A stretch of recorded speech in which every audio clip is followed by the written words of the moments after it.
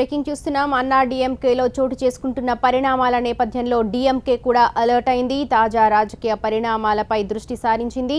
కాసేపట్లో గవర్నర్ విద్యాసాగర్ రావును స్టాలిన్ కలవనున్నారు. తాజా రాజకీయ పరిణామాలను గవర్నర్కు వివరించనున్నారు స్టాలిన్. తమిళనాడు భవిష్యత్ ఏంటి, శశికళ పనీర్ సెల్వంలలో ఎవరికి అధికార పగ్గాలు అప్పగించాలి అనే అంశంపై గవర్నర్ న్యాయ సలహాను తీసుకోనున్నారు. మద్రాస్ హైకోర్టు చీఫ్ జస్టిస్ కాసేపట్లో గవర్నర్ విద్యాసాగర్ రావుని కలవనున్నారు.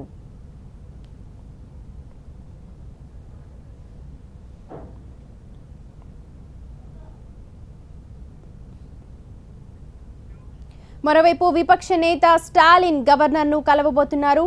శశికళను మొదటి నుంచి వ్యతిరేకిస్తున్న స్టాలిన్ ఆమెకు ప్రభుత్వాన్ని ఏర్పాటు చేసే అవకాశం ఇవ్వొద్దని విజ్ఞప్తి చేసే అవకాశం ఉంది.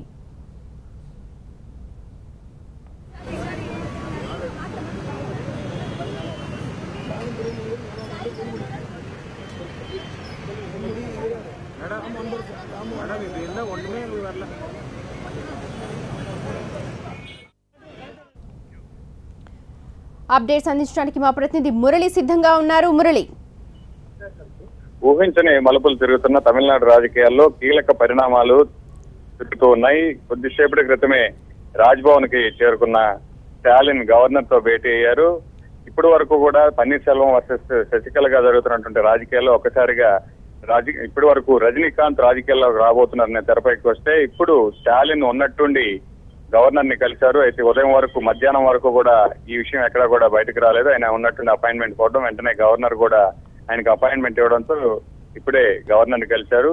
దాదాపు వీళ్ళు భేటీ అయిన తర్వాత ఏం చర్చించబోతున్నటువంటి విషయాలపై కొంత స్పష్టత కొద్దిసేపటి తర్వాత వచ్చేటటువంటి అవకాశం ఉంది. అయితే ఇప్పటి వరకు ఉన్నటువంటి సమాచారం మేరకు విపక్ష నేతగా ఆయన ఇప్పటికే 98 మంది ఎమ్మెల్యేలు కలిగినటువంటి డిఎంకే కూటమికి ఉన్నటువంటి పరిస్థితుల్లో స్టాలిన్ పూర్తిగా కూడా తను పన్నీర్ సెల్వానికి మద్దతు ఇచ్చే ఆలోచనలో ఉన్నట్టుగా తెలుస్తోంది. ఇప్పటి వరకు ఏదైతే శశికళకు వ్యతిరేకంగా ఉన్నటువంటి ఎమ్మెల్యేలు ఉన్నారో ఆ సంఖ్యకు అదనంగా అవసరమైనటువంటి మద్దతు తాను ఇచ్చేందుకు సిద్ధంగా ఉన్నానని గవర్నర్ కూడా చెప్పేటువంటి అవకాశాలు ఉన్నట్టు మనకు తెలుస్తోంది. మరోవైపు ఇప్పటికే డిఎంకేకి అన్నా డిఎంకేకి సంబంధించినటువంటి కొంతమంది ఎమ్మెల్యేలు కూడా టచ్ లో ఉన్నారు. వారు కూడా డిఎంకే వైపు మొగ్గు చూపుతున్నటువంటి ఒక సమాచారం కూడా బయటకు వస్తే ఈ రెండు అంశాలపైన కూడా గవర్నర్ తో చర్చ జరిగేటువంటి అవకాశం ఉంది. అయితే ఇది సాంకేతికంగా ఎట్లా సాధ్యమయ్యేటువంటి అవకాశం ఉంది.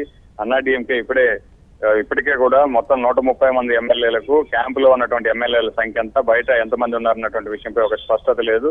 అయితే శశికళ మాత్రం ఎట్టి పరిస్థితుల్లోనూ ప్రభుత్వం ఏర్పాటు చేయడానికి లేదని మొదటి నుంచి కూడా వ్యతిరేకిస్తున్నటువంటి డిఎంకే ఇప్పుడు తీసుకున్నటువంటి ఈ నిర్ణయం ఏ దిశగా ముందుకు వెళ్ళబోతోంది, గవర్నర్ కలిసిన తర్వాత ఆయన చెప్పే విషయాలపై గవర్నర్ ఏ మేరకు నిర్ణయం తీసుకోబోతున్నారు.